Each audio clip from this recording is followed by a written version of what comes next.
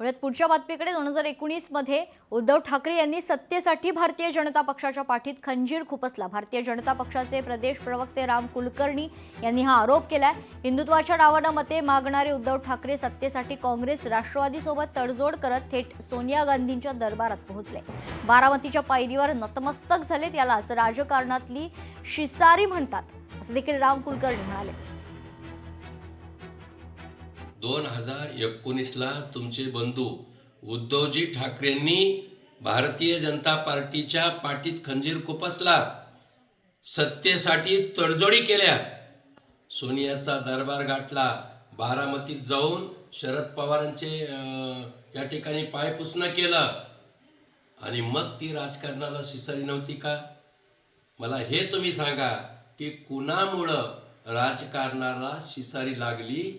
आणि हो, ही शिसारी दुरुस्त फक्त विकास कामं, जनसेवा याच्याच माध्यमातून होते।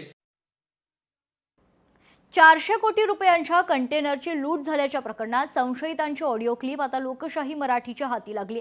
कर्नाटकच्या चोरली घाटात 400 कोटी रुपयांचं कंटेनरच चोरीला गेल्याची माहिती आहे। नाशिकमधील संदीप पाटील या तरुणाच्या अपहरणानंतर हे प्रकरण समोर आलं होतं। या प्रकरणाचा नाशिक ग्रामीण पोलिसांकडून सध्या तपास सुरू आहे। तपासासाठी एसआयटीची देखील स्थापना करण्यात आली आहे। या प्रकरणात आतापर्यंत 5 आरोपींची अटक झाली असून 2 आरोपींचा शोध सुरू आहे।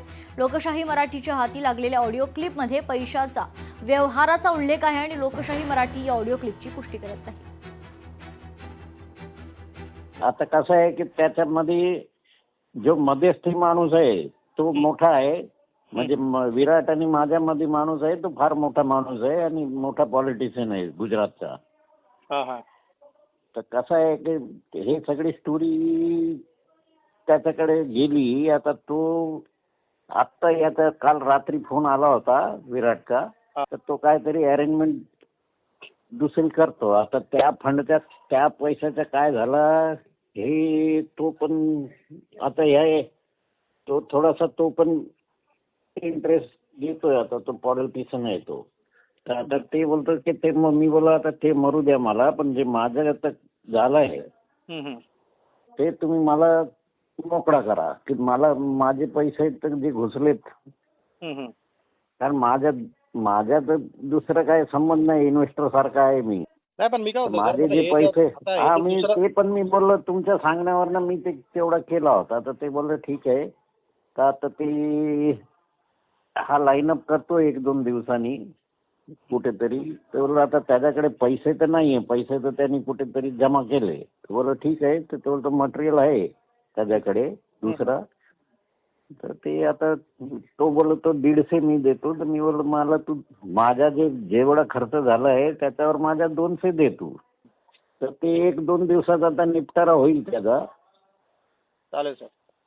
1-2 दिवसात ते निपटारा झाला आणि हे असं आहे की त्याला मी बोललो विचारा त्याला की हे मटेरियल गेला कुठे आणि हे कोणी। ते त्याचं म्हणणं असं होता की त्यांनी अर्जितच्या सांगण्यावरनं गेम केली, त्यांनी ज्यांना काहीतरी सोपवलं। आता ह्याच्यामध्ये कर्नाटकचे पोलीसवाले पण होते, त्यातनं मटेरियल कुठे गुम झाला। आता तो जे काय त्याच्या, कारण तो त्याच्या अंडरमध्ये आहे तो विराट, पण तो त्याच्याशी मस्ती करू शकत नाही तो।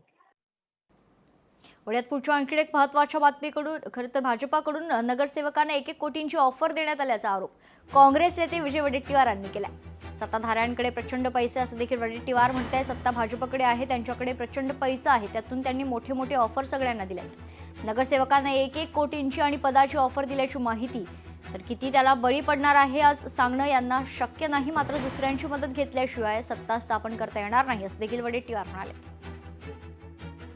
सत्ता त्यांच्याकडे आहे, प्रचंड पैसा आहे, त्यातून त्यांनी मोठमोठ्या ऑफर या सगळ्यांना दिल्या आहेत। माझ्या कानावर जे काही ऑफर आहे तर माहितीप्रमाणे 1-1 कोटीची ऑफरसुद्धा दिल्याची माहिती माझ्याकडे आहे नगरसेवकांना, आणि पदही देण्याची ऑफर दिली आहे। त्यामुळं हे पद आणि पैसा यामुळं काय जादू होते हे आत्ता सांगणं कठीण आहे। किती त्याला बळी पडतात, बळी पडणार नाही हे आज त्यावर बोलणं होणार नाही। पण सत्ता स्थापन करताना दोघांनाही दुसऱ्यांची मदत घेतल्याशिवाय सत्ता स्थापन करता येणार नाही. नेते बेताल वागतात, बेताल बोलतात. जनतेच्या समोर जाताना कोणताही पुरावा न देता इतक्या हलक्या कानाचे असतात की कोणी असं म्हटलं त्यांच्याकडे येऊन, आता नेत्यांना कोणीही मूर्ख बनवू शकतो अशी वेळ नक्कीच आली आहे. कोण कशाला पैसे देईल? आता तर महापौर जे आलं आहे ते ओबीसी महिला आहे. एखादी आमची बहीण महापौर व्हायला असे पैसे देऊ शकेल का? पार्टी असे पैसे देऊ शकेल का? मला असं वाटतं की बेताल वक्तव्य करायचं ही एक नवीन सवय, विशेष करून हा जो संसर्गजन्य आजार आहे हा काँग्रेसला मोठ्या प्रमाणावर झाला आहे. लोकशाही मराठी ऐका, पहा, जागरूक रहा.